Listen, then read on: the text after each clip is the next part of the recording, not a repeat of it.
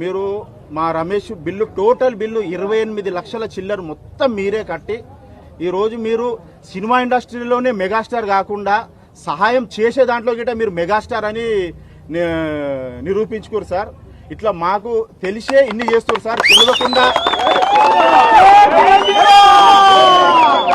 తెలియకుండా ఇంకెన్ని సహాయాలు ఎంతమందికి చేసిర్రో వాళ్ళందరి దీవెనలు మీ ఎంబటి ఉంటాయి సార్. మీ ఫ్యామిలీ ఎంబటి, మొత్తం మెగా ఫ్యామిలీ ఎంబటి సార్. మీలాంటి వాళ్ళు మీరు యుగ పురుషులు సార్. మా దృష్టిలో యుగ పురుషులు మీరు యుగానికి ఒక్కరు ఇలాంటి వాళ్ళు ఉంటారు సార్.